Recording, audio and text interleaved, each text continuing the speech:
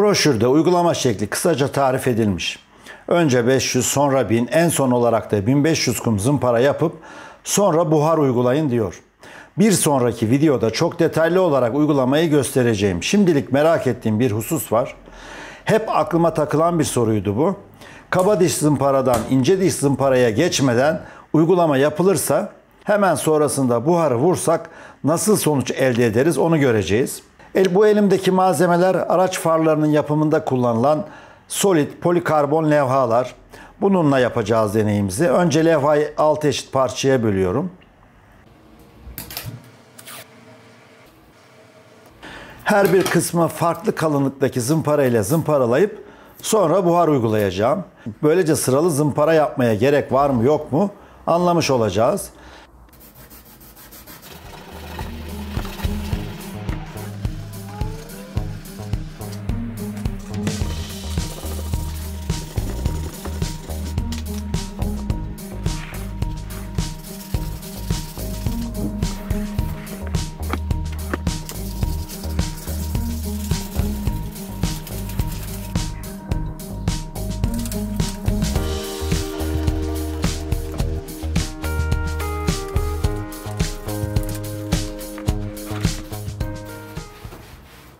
Keçe ile yapılan uygulama zımparadan daha parlak ve pürüzsüz oluyor.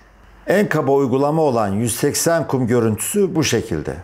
Sonrasında 500 ve 1000. Şimdi ise 1500 zımpara. En pürüzsüz ve temiz zımparalama ise 2500 kumda görüyorum. Evet, zımpara bittiğine göre parlatmaya geçebiliriz.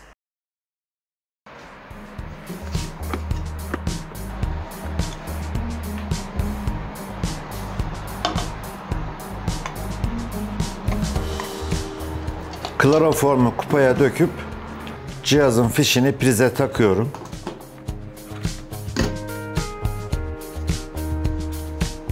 Kaynama başlayınca buhar çıkışı kuvvetleniyor.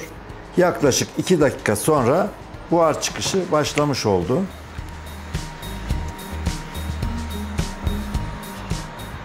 Zımparaladığım yüzeye 1 santimetreye yakın bir mesafeden buharı veriyorum.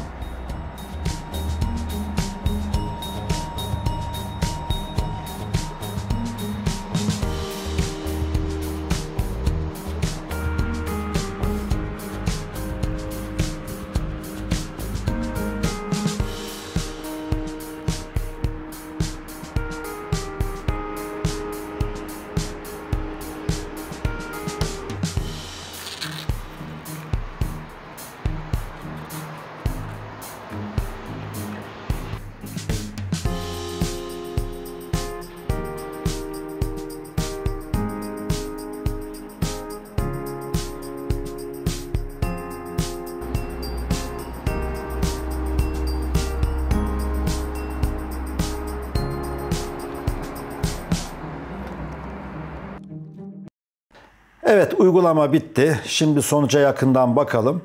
Partex'in partikül temizleme ürününden bahsediyor ve problemini garantili olarak sadece 25 dakika içerisinde kolayca çözüleceğini söylüyor. Gördüğünüz gibi keçeleme yapılan yüzey zımparaya göre daha parlak olsa da maalesef çizikler olduğu gibi duruyor. 180 kumdan 500'e kadar olan kaba zımparaların üzerine yapılan buhar uygulaması da maalesef başarılı sonuç vermedi. Zımpara çizikleri yüzeyde öylece duruyor. Yani kloroform solüsyonu kalın çizikleri eritip yüzeyi düzeltemedi.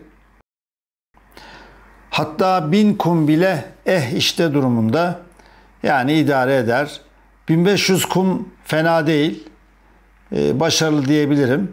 Ancak 2500 kum çok daha güzel sonuç verdi. Elbette daha mükemmel iş isteyen arkadaşlar bu kumu 3000'e, 4000'e, 5000'e kadar da çıkarabilirler. Bu durumda zımparaları kalından inceye doğru kullanmaktan başka çare yok.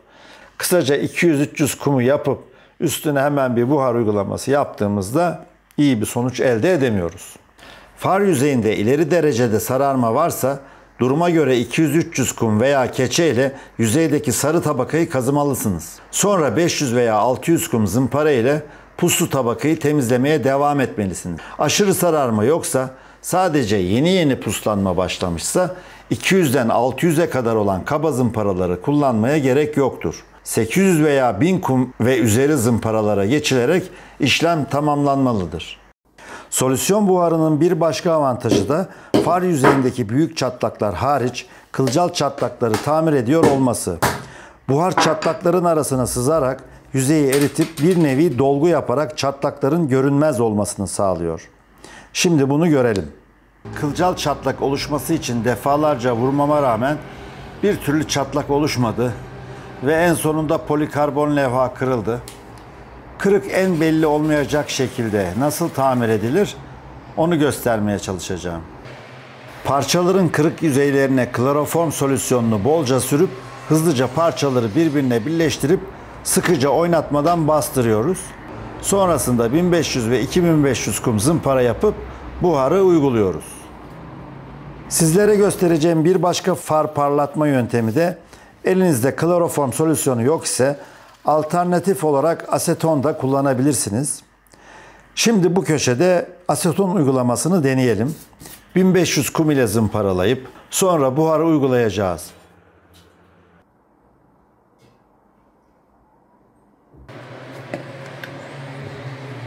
Aseton buharı da aynı kloroform gibidir.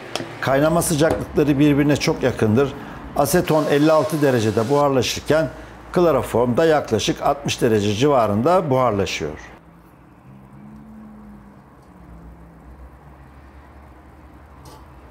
Aseton yüzeyde ilk etapta bulut oluşturuyor. Fakat ikinci kez yüzeye uygulama yaptığımda bulutlanma ya da puslanma da diyebiliriz. Bu kayboluyor.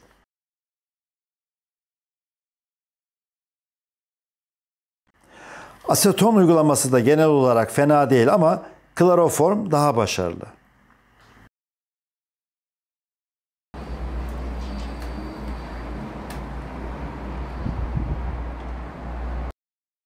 Şayet uygulama sırasında solüsyon buharı yoğunlaşıp farın üzerine damlarsa bu şekilde hem yüzeyi eritir hem de fazla olursa akıntı yapar. Aynı noktaya fazla uygulama yapılırsa da far yüzeyinde yine erime yapar. Uygulama sırasında bunlara dikkat edilmesi gerekir. Evet arkadaşlar, videomuz bu kadar. Umarım beğenmişsinizdir. Bir sonraki videoda far uygulamasını göstereceğim. Görüşmek üzere. Sağlıcakla kalın. Hoşça kalın.